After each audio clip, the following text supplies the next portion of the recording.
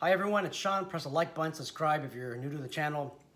If you've been subscribed to this channel, thank you so much for your patronage. Today's video, we're going to talk about California law. We're going to talk about California Penal Code section 538D. And this video comes from a request from the University Security and Training Solutions channel. They will probably make a comment to this video, subscribe to their channel. This is one of the most underrated channels that are on YouTube. The question that is asked revolves around, Sean, can you present a video where you discuss the laws of impersonating a peace officer, give some examples that your conduct can amount to a false impersonation charge. So first off, I'm going to read to you the California Penal Code section. It's going to be 538D, and I'll leave a link in the description below so that you can read the section for yourself. It says this: any person other than one who by law is given the authority of a peace officer who willfully wears, exhibits, or uses the authorized uniform, insignia, emblem, device, label, certificate, card, or writing of a peace officer with the intent of fraudulently impersonating a peace officer or of fraudulently inducing the belief that he or she is a peace officer is guilty of a misdemeanor. The key word is this: you have to present some type of item or present some type of device to this person with the intent of fraudulently impersonating a peace officer or fraudulently inducing somebody into believing that you are a peace officer. So this is a misdemeanor crime. The key wording that we take from this penal code is you have to use some type of badge, insignia, card, or device. And that device has to be used with the additional element of fraudulently impersonating a peace officer or fraudulently inducing somebody into believing that you are a peace officer. Now, when they didn't mention in here car or vehicle, but I saw that it says device. A prosecutor is going to argue that a vehicle is a device. And that is why you can't go around pulling people over and making people believe that you're a police officer when you're not. Okay, now if you just went to somebody and said, hey, I'm a police officer, I need to see your ID, and you're not a police officer or a peace officer, that is not a violation of 538D. And why is that? Those of you who've been paying close attention, because you did not provide a card, a certificate, a device, a uniform, a badge, a certificate, or writing. You didn't include any of that. Okay? I will tell you this, that crimes that are close, that may not even be, well, an incident that may not be a false impersonation of a peace officer may be another version of a different crime. So I'll explain in a minute. So you work in private security, and you pull up your patrol car, you shine a spotlight on them, you tell them, hey, stop, you're being detained, get up against the wall, put your hands against the wall, face away from me now, do it now. You do something like that, later on they complain to the police. That is not impersonation of a peace officer. What type of crime is that? That's an open-ended question to you guys. Okay, that would be false imprisonment. Okay, that'd be a version of false imprisonment. Reasonable person does not believe that they're able to leave. They believe, based on the equipment that you have on your gun belt or duty belt, based on your demeanor, based on your stance, based on the tone of your voice, that they are not free to leave. And if they leave, then they can be harmed physically by you. Okay, that would fall under unlawful detention. That crime is not the same as false impersonation. Another crime that follows false impersonations of a peace officer would be kidnapping. You tell somebody, hey, come here, you place them under arrest, you move them from the spot where you arrested them all the way to another part of the parking lot. Ladies and gentlemen, that would be a kidnapping. Now, there's an exemption for that. There's an exemption for false imprisonment. So an exemption for false imprisonment and an exemption for kidnapping is a lawful private person's arrest. You make a lawful private person's arrest, then you're off the hook for both.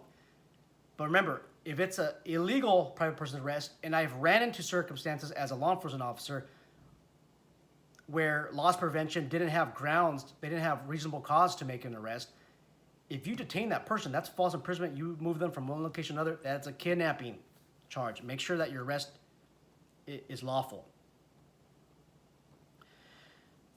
I had I want to say a friend years ago, a friend of the family, who told me that he's an LAPD officer assigned to the transit division. He's a detective. So I met him one day, and he had his patrol car, he had the red lights, he had police traffic on the radio, gun belt, he had an LAPD badge, and he said he has a little bit under 3 years of experience on. And I believe him. I said, hey, you know what? His name was Luis. The only reason why I'm burning him in public right now is because he made a bad judgment call that day, or later on that time. So I asked him, hey, Luis, can I go to ride along with you? He's like, yeah. Hey, I told Luis, hey, I want to be a cop. I'm going to ride along with you. I just want to learn what you guys do out there. This was in the 90s. So he said, yeah, not a problem. We'll have the watch commander sign off on the waiver form, and you'll just show up maybe sometime next week, and I'll show you, man. I'll show you the ropes. So later on, a week later, Luis got arrested for impersonating a peace officer and a plethora of other charges. He pulled somebody over. He's private security, by the way. And he worked for a well-known group. I'm not going to disclose them today, but they're all over the Inland Empire. They have been known to have undercover units and pull some of this stuff, but that's a topic of another discussion. By the way, they look, some of these guys look like Long Beach PD. So, and by the way, I don't know if it's the same company, but very likely. So what Luis did is he pulled somebody over using his undercover unit with red and blue lights, and he asked the driver for his driver's license. He explained why he's pulling him over. He took the driver's license, and then later on told the guy to leave. So he left. They filed a police report. I think it was West Covina Police. Something didn't sit right with the driver. He just thought that there's something odd here. West Covina Police, and I think Pasadena Police, they found him, they located him, and they arrested him for impersonation of a peace officer. His charges, and I was actually shocked, were false imprisonment and robbery. Now, armed robbery. Let me explain to you how that happened. He's a security guard with a gun belt with a live firearm on him. He's pulling somebody over. So robbery is the unlawful taking of personal property from the person of another using force or fear. That is robbery. It's basically theft with using a weapon. That's what robbery is. By him pulling this person over, he's not free to leave. That's the false imprisonment charge.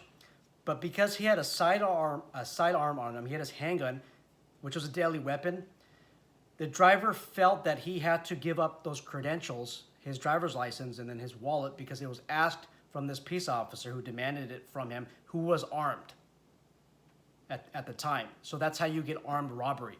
Whether or not that charge sticked, I don't know. But when police officers go bad and they pull stuff like this, an armed robbery charge is very common, or committing a felony with a firearm is very common as well. There's that 1% of officers out there, or less. Some of them, they do these horrible crimes like rape and everything else. Again, these are demons. These are demon officers that do that. They often commit these crimes while having their weapon on them, and they're charged with rape using a firearm. So they get the firearm charge as well. Guys, false impersonation of a peace officer in California is only a misdemeanor, but the crimes that are associated with it become felonies and some misdemeanors. Be careful on what you do out there. If you guys have any other questions, comments, concerns, let me know. University Security and Training Solutions, I apologize. I can't find a lot of scenarios where I can discuss that the person's conduct by itself would amount to false impersonation of a peace officer, because a device, a badge, a certificate, a card, one of those objects or items has to be used in conjunction with the fraudulent with a fraudulent induction that this person is a peace officer. Let me know what you guys think about this video. Do you guys know anyone in the security field that has been stopped or arrested for impersonating a peace officer? Let me know. I know at least 2, and Luis was one of them. Looking forward to the dialogue. Take care.